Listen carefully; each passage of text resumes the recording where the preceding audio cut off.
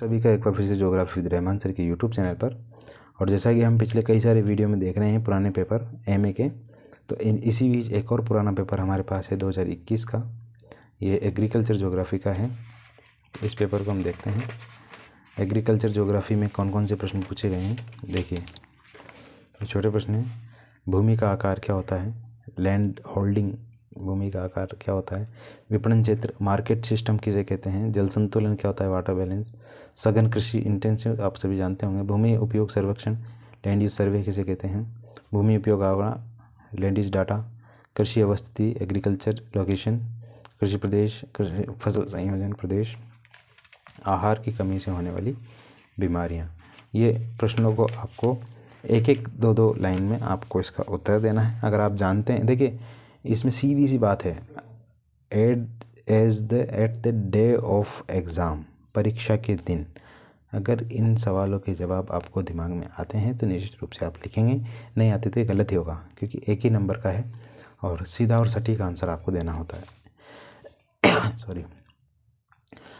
Next प्रश्न है, विश्व में कृषि प्रदेशों के उद्भव और प्रसार का वर्णन कीजिए। विश्व में कृषि के उद्भव, ये एग्रीकल्चर ज्योग्राफी का पेपर है, तो कृषि का उद्भव कैसे हुआ, उसका प्रसार कैसे हुआ, अगर आप देखेंगे सिलेबस तो आपको पहला ही प्रश्न आपको ये पे मिलेगा। कृषि को प्रभावित करने वाले भौतिक कारक, ठीक है, यहाँ पे केवल भौतिक कारक ही लिखने हैं आपको, ना कि सामाजिक कारकों को लिखना, आर्थिक कारकों को नहीं लिखना। भौतिक कारक कौन कौन से हैं उनके बारे में आपको लिखना है। नेक्स्ट प्रश्न है, विश्व में बागाती कृषि की विशेषताएं लिखिए। जो प्लांटेशन होता है उसकी क्या क्या विशेषताएं होती है उनके बारे में आपको लिखना है। शुष्क कृषि की विशेषताएं लिखिए। शुष्क कृषि किसे कहते हैं, राजस्थान में अक्सर होती है, अगर आप जानते हैं तो। भारत में भूमि उपयोग प्रारूप का वर्णन कीजिए। भूमि उपयोग प्रारूप लैंड यूज पैटर्न, उसके बारे में आपको लिखना है। भूमि उपयोग आंकड़ों को एकत्रित करने संबंधित समस्याओं की विवेचना कीजिए। भूमि उपयोग आंकड़ों को एकत्रित करने संबंधित समस्याएं कौन कौन सी है, क्या क्या हो सकती है, उनके बारे में आपको लिखना है। देखिए प्रश्न है वान थ्यूनेन, ये इंपॉर्टेंट है भाई साहब। वान थ्यूनेन द्वारा विकसित कृषि अवस्थिति सिद्धांत का समीक्षात्मक वर्णन, बहुत इंपॉर्टेंट सिद्धांत है ये एग्रीकल्चर ज्योग्राफी का पेपर आप वान थ्यूनेन के बगैर बना ही नहीं सकते। कृषि प्रादेशिकरण की विधियों को लिखिए। कृषि प्रादेशिकरण क्या होता है, एग्रीकल्चर रीजनलाइजेशन। नेक्स्ट प्रश्न है वीवर, इसको वीवर को भी आप निकाल सकते हैं यहाँ से।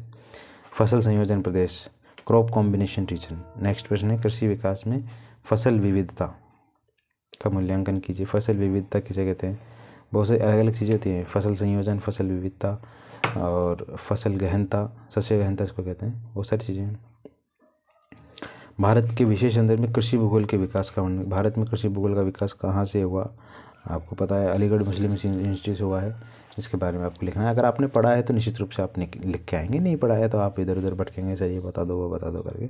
इसलिए मैं कहता हूँ कि पढ़िए, यहाँ से आपके नेट भी फाइट होगी अगर आपने इम्पोर्टेंट तरीके निश्चित रूप से इसको सही तरीके से पढ़ा होगा तो।